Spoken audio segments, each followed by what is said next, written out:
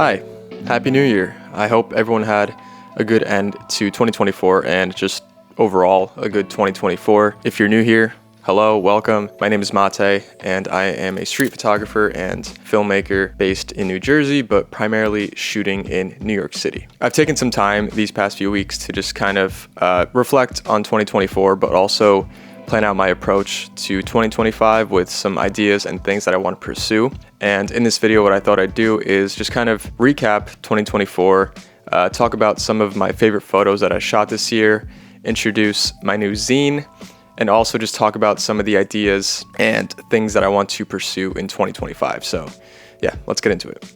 Overall, it was a great year where I got to meet a ton of different people and travel to a couple of different places and overall just progress in my photography and just life in general. I don't really make any kind of resolutions. I do set goals, which I guess can be seen as resolutions in a way, but for the most part, every year I just want to keep getting better and just keep progressing in photography and in life. Honestly, I'd say I'm still pretty new to street photography. 2024 was the third year that I've kind of did it, and it was a big step in terms of exploring and experimenting with different styles, and I think I'm finally starting to have a good idea of what I like and the kind of photos that I'm actually good at making. So in that regard, this year has been a really good stepping stone to further my body of work, but also being able to document these things on YouTube has been really fun. So 2024 was the year that I decided I was going to pursue YouTube consistently. I did release a few behind the sensor episodes back in 2023, but I wanted to kind of go into it more and make videos about my own work as well. And 2024 was the year I decided to do that, and it was one of the best decisions I've ever made.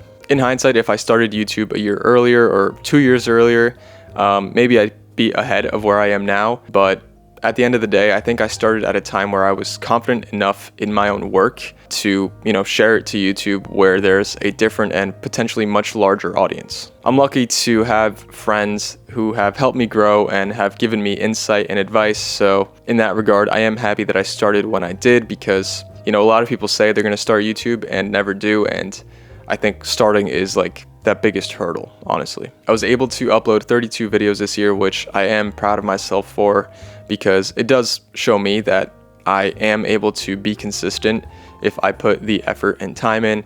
And it's also just like a good blueprint for 2025 in terms of, how many videos I can and I want to make. I surpassed my goal of hitting 5,000 subscribers this year. So for those of you who have subscribed, thank you guys so much. And if you haven't, you can help me by subscribing and helping me get to my goal of 15,000 subscribers for 2025. Through this channel, I've gotten the opportunity to collaborate with some different brands, including Silver Salts, Brevity, Dehancer, and TT Artisan, which is a video that you'll see from me on this channel this month. I was also able to make 9 behind the sensor episodes with some really cool photographers, and there's still one more that I filmed in 2024 that will be dropping in a few weeks, but overall, I'm proud of myself for the effort and time that I put in, and I'm excited to keep it going.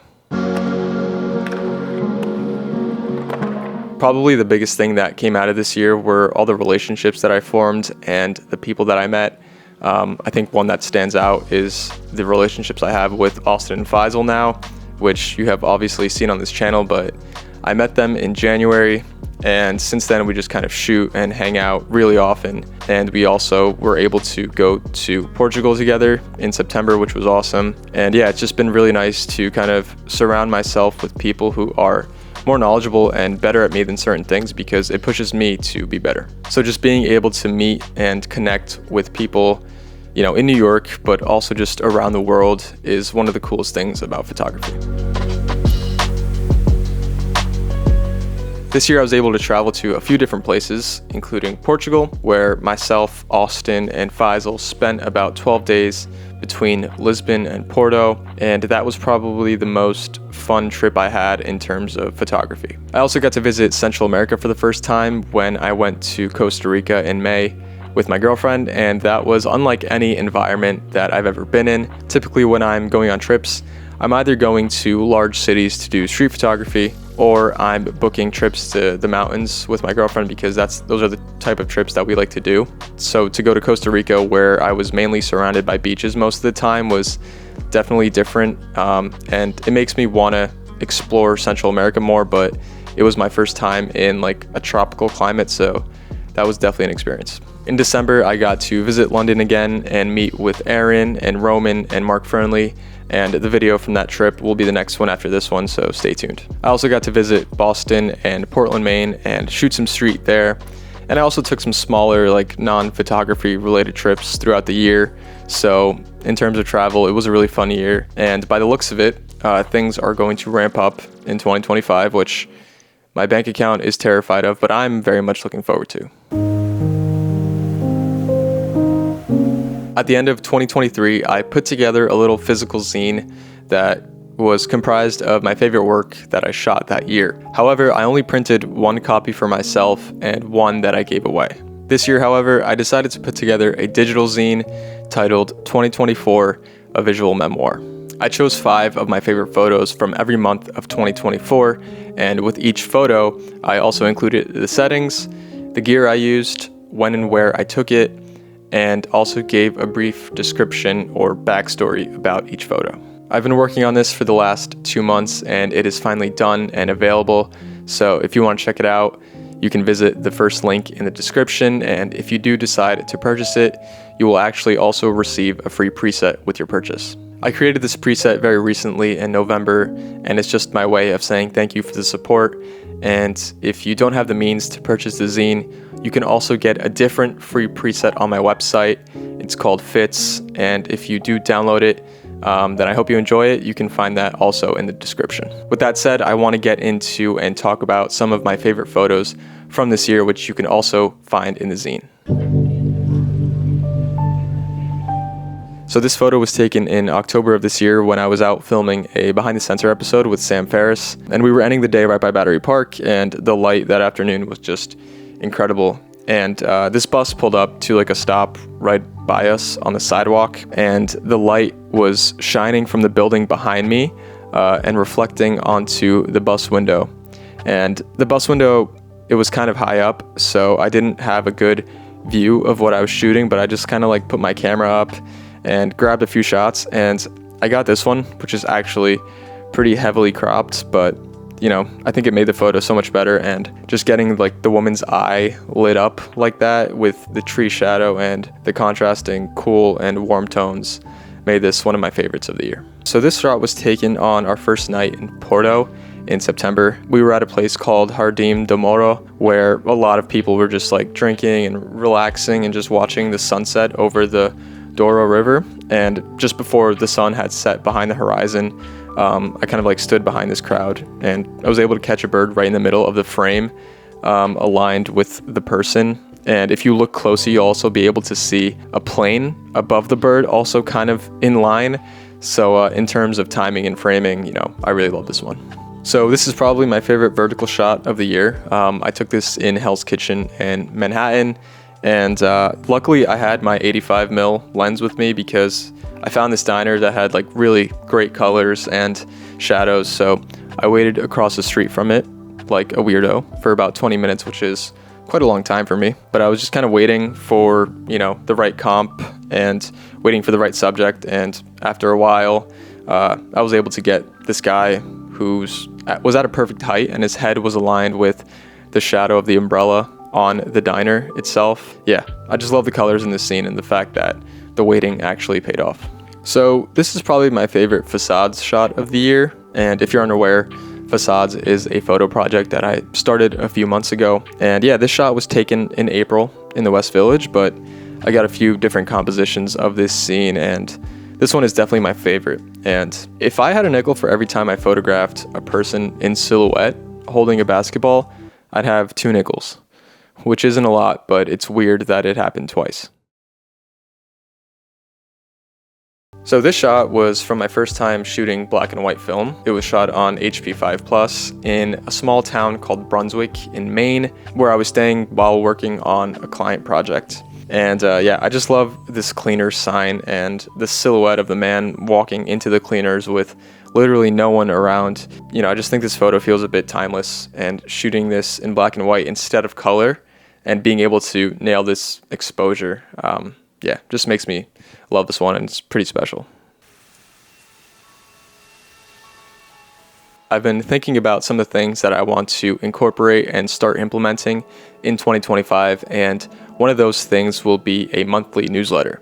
Now, I know a lot of people kind of have started doing these recently, but I do think that it is a good way to just kind of recap the previous month and talk about some of my favorite photos that I shot that month, any gear I might have picked up, any places that I traveled to, and overall just provide some like news updates and also give exclusive discounts that I won't be sharing anywhere else, which is what exclusive means, I guess. But yeah, if you want to subscribe to that, there will be a link in the description. I'll also be writing a few blogs on my website every month, and those will kind of serve as places where I can talk about photography related topics and, you know, gear, and review some stuff that may not exactly warrant a full YouTube video, but I still think could provide some value and information. The gear that I start this year with and the gear that I end this year with is obviously subject to change, but I'm hoping to keep my kit fairly similar to what it was at the end of 2024, which is not even a full week ago. For cameras, my main workhorse will continue to be my Sony a7 IV. I don't think I'll be upgrading to the a7 V if it does come out, and I'd rather just put that money towards a trip. About a week ago, however, I did pick up a new film camera, which I can show you right here. Yeah, this is my new Lights Minolta CL and a lens that I'm currently borrowing from Faisal because I haven't bought a lens yet. But yeah, I intend to shoot a lot more film this year, so definitely expect to see more of that on the channel. The only gear that I have on my radar to potentially acquire sometime this year would be the Sony 24-50 f2.8 lens. I really like that focal range, and I think it suits my style of photography quite well. It's also a lot smaller than my Tamron 28-75, which I use a lot when I'm traveling, but it is kind of big, and I would like to kind of downsize my lenses. And yeah, I'm not sure, I'm undecided, but we'll see. And if Ricoh were to announce a GR4X or like a GR4 this year, then I would potentially consider upgrading from the GR3X and probably sell it off. But that's only if the upgrades are worth it, and I'm not even sure if it's going to happen. However, I am going to be writing a full blog about my entire gear kit for 2025, so make sure you follow me over on Instagram to see when that goes up. I have a few ideas of travel destinations for this year, and there is a possibility that I'm going to be able to check off the country that's been at the top of my bucket list for a few years now. And I'm just going to leave it at that because nothing is set in stone quite yet, but I'm very excited for the possibility of that happening, as well as some potential trips to Europe in the summer. In terms of YouTube, I will be uploading a minimum of 2 videos per month, but I will be trying to do 3 per month, and hopefully one of those will include a behind the sensor episode, which might be a little bit challenging, but I think it's doable, and I'm going to try my best. And also, if you guys have anything that you guys want to see from me, I'm very receptive to, you know, your ideas, so you can leave them in the comments below and I'll take a look. I'm excited for this year, and I'm going to do my best to not lose sight of the main goal, which is, you know, photography, and continuing to get better at it, as well as just documenting my journey here on YouTube for you guys. If you do pick up the zine, thank you so much. It is the best and most direct way of helping me continue to make videos and provide value and entertainment when I can. If you haven't subscribed already, please consider doing so if you enjoyed this video. That's it. That's all I got. Thank you guys for the support, and I'll see you in the next one.